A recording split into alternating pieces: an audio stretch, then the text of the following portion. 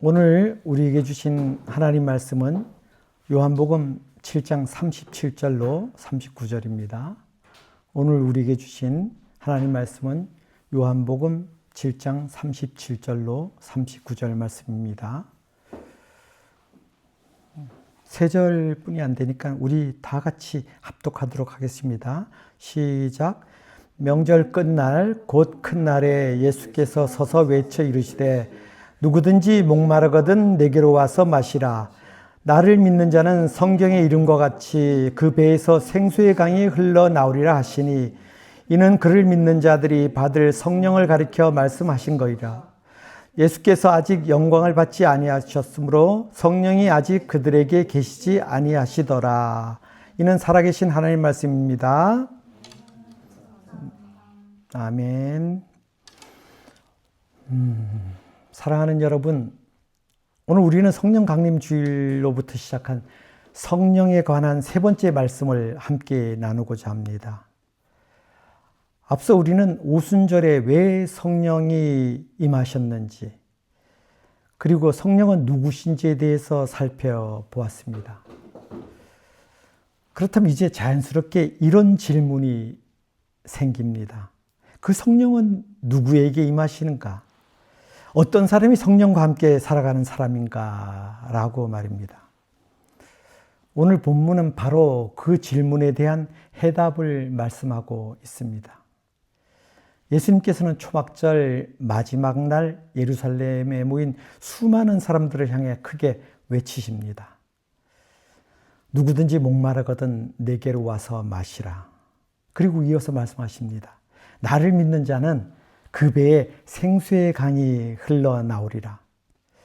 사도 요한은 이 예수님의 외침이 믿는 자들이 받을 성령을 가리켜 하신 말씀이라고 설명합니다.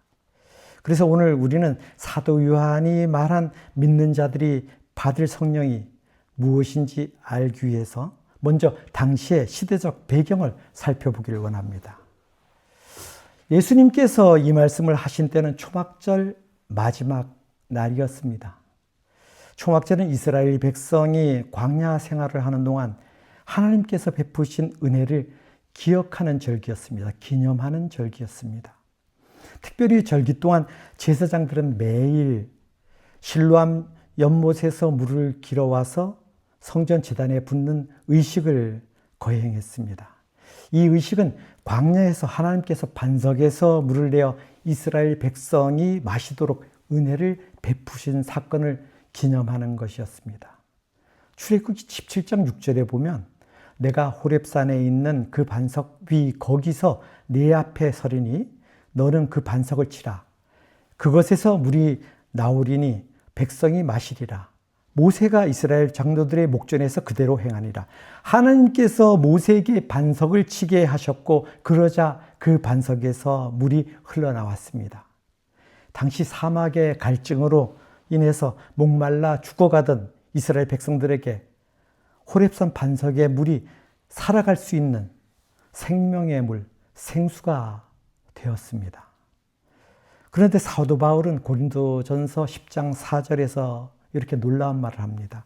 다 같은 신령한 음료를 마셨으니 이는 그들을 따르는 신령한 반석으로부터 마셨음에 그 반석은 그리스도시라. 그 반석은 곧 그리스도시라. 광야에서 물을 공급하셨던 참된 반석은 예수 그리스도셨다는 것입니다. 바로 이러한 당시의 배경 속에서 예수님께서는 선언하시는 것입니다. 너희가 지금까지 초막절에 기념해온 반석이 바로 나다. 너희가 찾고 있는 호렙산 생수와 같은 근원이 바로 나다. 그러므로 목마르거든 내게로 와서 마시라고 외치신 것입니다. 이와 같은 오늘 본문은 예수님이 누구신지를 드러내는 동시에 어떤 사람에게 성령이 주어지는지를 다음과 같이 보여주는 말씀입니다. 그래서 첫 번째는 영적 목마름을 아는 사람에게 주어지는 성령입니다. 37절에 누구든지 목마르거든 내게로 와서 마시라고 말씀하십니다. 예수께서 말씀하시는 목마름은 육체의 갈증이 아닙니다. 예수께서 명절을 맞아 예루살렘으로 모여든 군중들을 향해 외치신 목마름은 바로 그들의 내면에 있는 영적 목마름, 영혼의 갈증을 보셨기 때문입니다. 사람은 육체만 가진 존재가 아닌 거 여러분도 잘 아시죠? 하나님의 형상대로 만드신 흙에다 생기, 헬라로 퓨뉴마, 숨, 호흡, 바람이라고 우리 말씀드렸죠. 즉 성령을 불어넣으심으로 지음받은 영적 존재입니다. 그래서 인간의 영혼은 하나님 없이는 결코 만족할 수가 없습니다. 많은 사람들이 그것을 모르거나 막연하게 알고 살아가고 있는 것일 뿐입니다. 그래서 돈을 많이 벌면 만족할 것 같고, 성공하면 만족할 것 같고, 좋은 집과 차를 가지면 만족할 것 같고, 사람들의 인정을 받으면 만족할 것 같습니다. 그러나 막상 그 모든 것들을 얻고 나서도 만족하지 못합니다. 마음 깊은 곳에는 설명할 수 없는 허전함, 공허함이라는 갈증이 남아 있습니다. 왜 그렇습니까? 하나님께서 채우셔야 할 자리는 세상의 그 어느 것으로도 채우지 못하기 때문입니다. 채울 수 없기 때문입니다.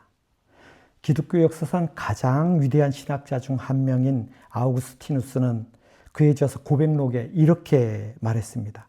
주님, 우리를 주님을 위하여 창조하셨으므로 우리 마음은 주님 안에서 안식할 때까지 쉼을 얻을 수 없습니다. 우리를 주님을 위하여 창조하셨으므로 우리 마음은 주님 안에서 안식할 때까지 쉼을 얻을 수 없다고 말합니다. 아우구스티누스는 아시듯이 젊은 시절 마니교에 빠지기도 했고 또 방탕한 생활을 하면서 그 빈 공간을, 그 허무함을 세상의 지식과 쾌락으로 채우려고 했으므로 방황했습니다. 그러나 결국 채울 수 없었고 기독교로 회심한 뒤, 즉 예수님을 영접한 뒤에야 오직 하나님의 사랑과 은혜만이 영혼을 완전히 만족시키고 참된 평안과 안식을 얻을 수 있다는 사실을 깨달았습니다. 왜 그렇습니까? 인간은 첫사람 아담의 범죄 이후 하나님과의 영적 관계가 단절되었습니다. 그 결과 모든 사람은 하나님과 영적 관계의 단절에서 오는 영적인 갈증을 안고 살아가게 된 것입니다. 그런데 문제는 많은 사람들이 자신의 영적 갈증이 무엇 때문인지를 모른다는 것입니다. 인간의 내면에는 세상의 그 어떤 물질, 명예, 쾌락으로도 결코 채울 수 없는 영적인 갈망과 본질적인 공허함이 있습니다. 하나님만이 채울 수 있는 빈 공간이 있습니다. 그 빈 공간을 스스로 채울 수 없기 때문에 인간은 영혼의 갈증 문제를 어쩔 수 없이 안고 살아갈 수밖에 없었던 것입니다. 그런데 오늘 본문에 예수님은 사람들 안에 있는 영혼의 갈증을 보셨습니다. 그래서 예수님은 초막절의 그 분주함 가운데서도 갑자기 외치십니다. 누구든지 목마르거든 내게로 오라. 그리고 동일하게 오늘 우리를 향하여서도 말씀하십니다. 누구든지 목마르거든 내게로 오라. 사랑하는 여러분, 자신의 영적 갈증을 아는 사람이 복된 사람입니다. 왜냐하면 갈증을 알아야 생수를 찾기 때문입니다. 죄를 깨닫는 사람, 하나님 없이 살 수 없음을 인정하는 사람, 주님의 은혜 없이는 살아갈 수 없음을 아는 사람, 그런 사람이 성령을 사모하게 됩니다. 찾게 됩니다. 그러므로 영적 갈증을 깨달아 알을 통해 성령을 사모함으로 영원히 목마르지 않는 생수를 얻는 복된 저와 여러분 되길 소원합니다. 두 번째는 예수를 믿는 자에게 주어지는 성령입니다. 38절에 나를 믿는 자는 성경의 이름과 같이 그 배에 생수의 강이 흘러나오리라 말씀합니다. 여기서 가장 중요한 표현은 무엇이겠습니까? 나를 믿는 자이겠죠. 예수님은 열심히 믿는 자, 많은 것을 아는 자, 어떤 특별한 체험을 한 자라고 말씀하지 않으셨습니다. 오직 나를 믿는 자라고 말씀하셨습니다. 이같이 성령은 믿음의 결과라는 것입니다. 사도행전 8장 20절에 내가 하나님의 선물을 돈 주고 살 줄로 생각하였으니 내 은과 내가 함께 망할지어다. 내 재물과 함께 네가 망할 것이다. 이렇게 베드로 사도가 말한 것이죠. 그렇습니다. 마술사 시몬에게 베드로 사도가 한 말처럼 성령은 예수님을 믿는 자에게 하나님께서 주시는 선물입니다. 많은 사람들이 성령을 특별한 체험으로 생각합니다. 그러나 성경은 성령을 믿음과 분리해서 말씀하지 않습니다. 예수를 믿으면 성령이 임합니다. 성령이 오시면 하나님과의 관계가 회복됩니다. 성령이 오시면 죽었던 영혼이 살아납니다. 성령이 오시면 하나님의 자녀가 됩니다. 예수님은 요한복음 4장 14절에 사마리아 여인에게도 같은 말씀을 하셨습니다. 너무나 잘 아시는 말이죠. 내가 주는 물을 마시는 자는 영원히 목마르지 아니하리니 내가 주는 물은 그 속에서 영생하도록 솟아나는 샘물이 되리라. 성령은 단순히 갈증을 잠시 해소하는 물이 아닙니다. 영원히 솟아나는 생명의 샘물이라고 말씀합니다. 그리고 예수님은 이 말씀을 오순절 성령 강림 사건으로 성취하셨습니다. 성령께서 제자들과 함께한 모든 사람들에게 임하셨습니다.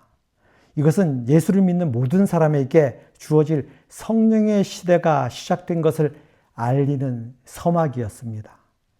그러므로 우리는 스스로 물어야 합니다. 나는 정말 예수를 믿고 있는가? 믿는 사람들에게 모두 주셨다고 하니까 말씀하는 것입니다. 나는 정말로 예수를 믿고 있는가? 성령님과 함께 하는가? 교회를 오래 다닌 것이 중요하지 않습니다. 직분이 중요한 것도 아닙니다. 예수를 구주로 믿는 믿음이 중요한 것입니다. 성령은 믿는 자에게 주시는 하나님의 선물이기 때문입니다. 그러므로 그 선물을 받는 신실한 믿음으로 성령님과 함께하는 저와 여러분 되기를 소원합니다. 세 번째는 믿는 자 안에 영원히 거하시는 성령이십니다. 39절에 이는 그를 믿는 자들이 받을 성령을 가리켜 말씀하신 것이라는 말씀에 이어서 예수께서 아직 영광을 받지 않으셨으므로 성령이 아직 그들에게 계시지 아니하시더라라고 사도 요한이 설명하고 있습니다.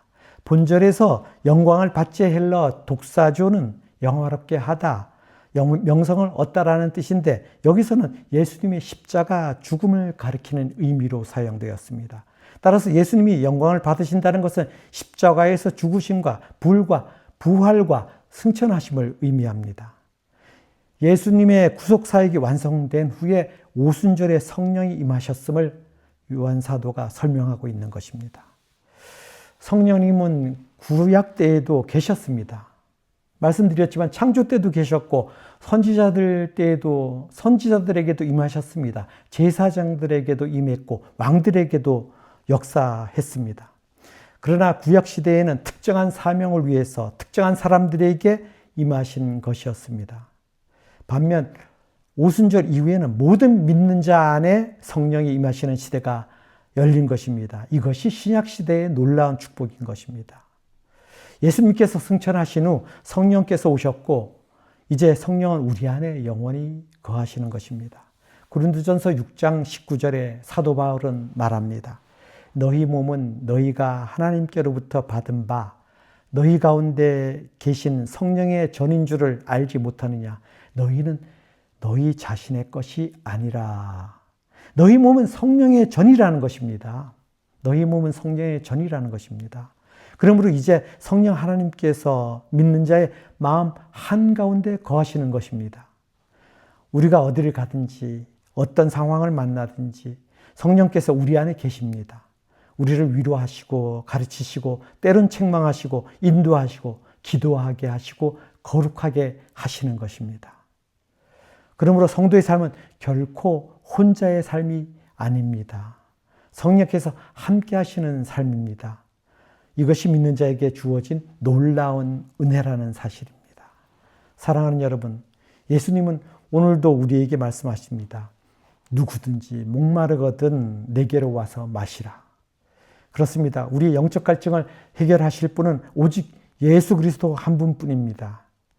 그리고 예수를 믿는 자에게 하나님은 성령을 선물로 주십니다. 그 성령님은 우리 안에 거하시며 생수의 강처럼 매일 역사하십니다. 그러므로 스스로 자신의 영적 상태를 점검하시기 바랍니다.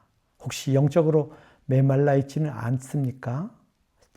주님 앞에 나아가길 힘쓰시기 바랍니다.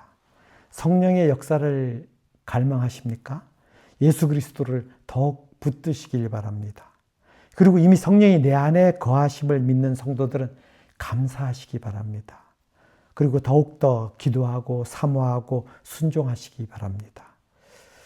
며칠 전 잠들기 전에 보았던 유튜브 쇼츠에 대한 이야기를 말씀드리고 마치도록 하겠습니다. 미국 워싱턴 교회 유용렬 목사님이 한국에서 개최되는 한 행사에 참석하였다가 눈시를 적시게 하는 한 성도님을 만난 이야기입니다.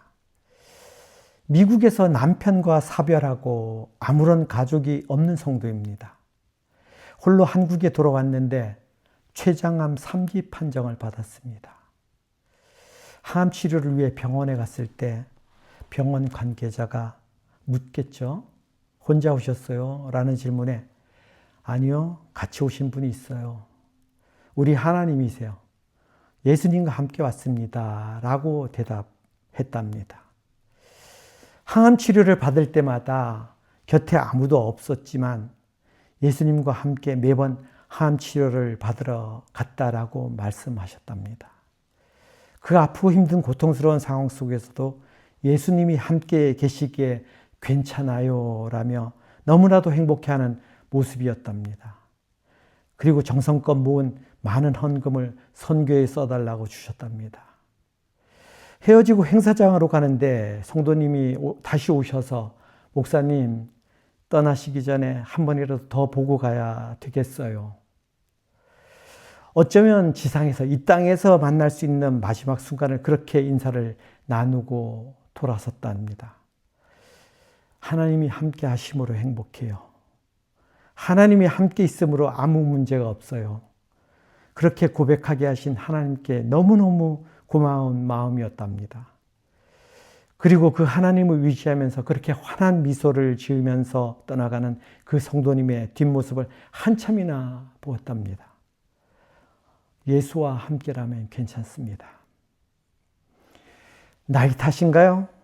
가슴 먹먹하며 한참을 울다가 잠들었습니다. 위로의 성령님이 저에게 하시는 말씀이었습니다. 내가 너와 함께 한단다. 그렇습니다. 예수님께서 함께 하셔서 괜찮습니다. 사랑하는 여러분, 육신의 질병이나 경제적인 문제, 직장이나 학업의 문제로 또한 관계로부터의 상처로 고난 가운데 있습니까? 여러분, 우리는 고아처럼 살아가는 사람들이 아닙니다. 예수님이 우리와 함께 계십니다. 위로자시요, 돕는 자시며 상담자 되시고 중재자 되시며 인도자 되시는 파라클레토스, 보혜사 성령 하나님께서 우리 곁에 계십니다. 그러므로 이 한 주간도 내 안에 함께 하시는 성령 하나님, 예수님의 음성에 민감하게 반응하며 순종함으로 보혜사 성령 하나님께서 주시는 평강의 복된 삶을 누리며 살아가는 저와 여러분 되기를 주님의 이름으로 축원하며 말씀을 마칩니다. 기도하겠습니다. 하나님 아버지, 오늘 말씀을 통해 우리 영혼의 참된 생수 되시는 예수 그리스도를 바라보게 하시니 감사합니다. 우리 안에 있는 영적 갈증을 깨닫게 하시고 세상이 아닌 주님께 나아가 생수를 마시는 믿음의 사람들이 되게 하옵소서. 예수를 믿는 자에게 성령을 선물로 주신 은혜에 감사드리며 우리 안에 거하시는 성령님의 음성에 민감하게 순종하게 하옵소서. 이 한 주간도 성령께서 인도하시고 위로하시며 생수의 강에 흘러넘치는 삶을 살아가게 하옵소서. 예수 그리스도의 이름으로 기도드립니다. 아멘. 다 함께 결단 찬양하고 기도하며 나가겠습니다.